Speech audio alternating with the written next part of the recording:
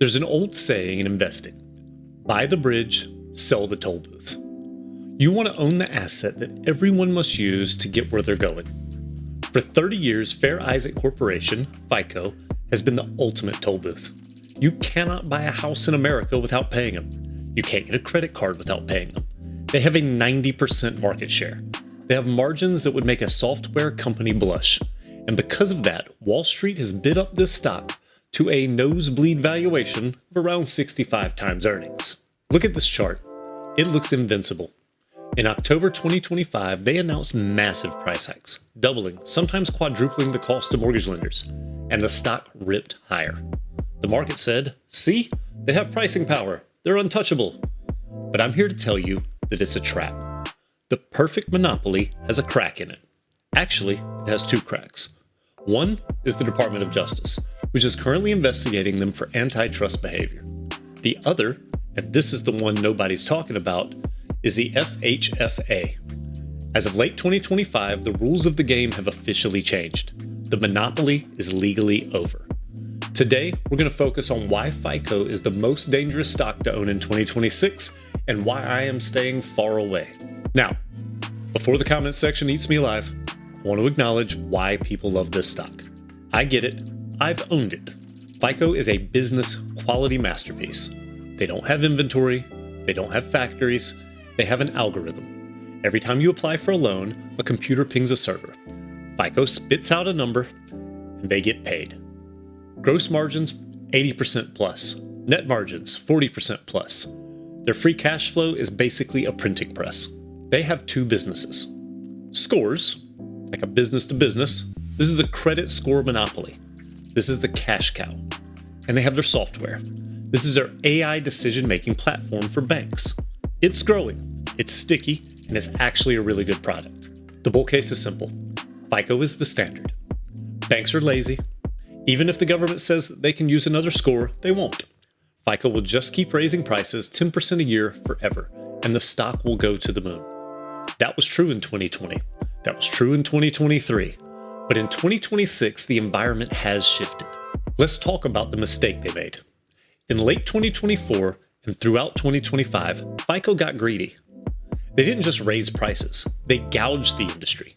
We saw reports of fees for mortgage originators jumping from $3.50 to $4.95, and then new licensing models that pushed the cost per closed loan upwards of $30 or $40. That's a 400% increase in a very short window. Now, if you're a shareholder, you cheered. I know I did. I owned the stock at that time. But here's the problem with abusing a monopoly. You create enemies. The Mortgage Bankers Association is furious. The lenders are furious. And most importantly, the politicians are furious. Senator Josh Hawley and others have openly called for the DOJ to break this up. When you trade at 65 times earnings, you are priced for perfection. You are priced for infinite growth. You are not priced for a DOJ headline that says FICO sued for monopolistic pricing. If that headline drops tomorrow, this stock drops 30% instantly. That's the headline risk, and it is higher right now than it has ever been. But the government lawsuit is just a maybe. Let's talk about the definitely. Let's talk about VantageScore. For decades, the moat around FICO wasn't that they were better. It was that they were mandated. Fannie Mae and Freddie Mac, the entities that buy almost all the mortgages in America, required a FICO score. If you sent them a loan with a VantageScore, they would reject it. That meant lenders had to buy FICO. They had no choice. That changed in July 2025. The FHFA officially announced the transition. Lenders can now deliver loans using VantageScore 4.0. This is the buy-merge era. Instead of needing a try-merge report with 3 FICO scores, lenders can use 2 reports, and they can use the VantageScore. Think about this from a lender's perspective. FICO just raised your cost by 400%. VantageScore is sitting there, fully approved by the government, costing significantly less. Are banks lazy? Yes. But are banks cheap? Absolutely. If a bank can save $20 per loan application by switching to VantageScore and Fannie Mae accepts it, they're going to switch.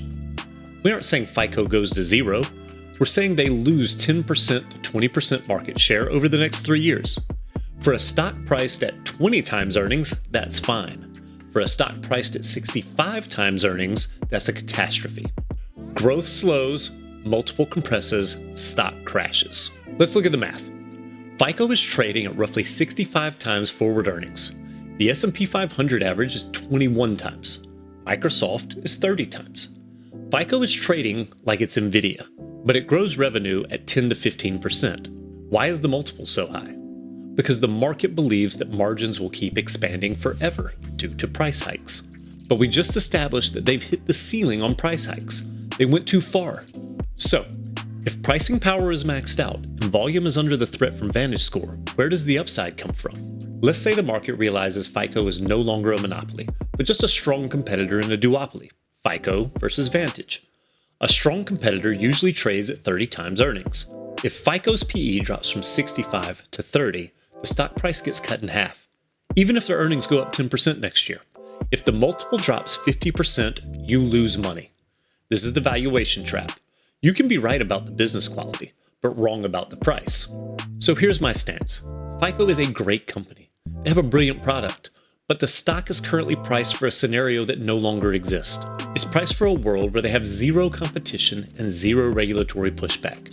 That world ended in 2025. In 2026, they face the DOJ. They face an angry customer base, and for the first time in history, they face a government-approved competitor in VantageScore. I'm not shorting it, because the momentum can stay irrational longer than I can stay solvent.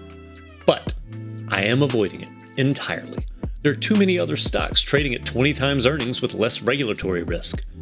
If you hold FICO, congratulations on the run. It's been incredible. But check your thesis.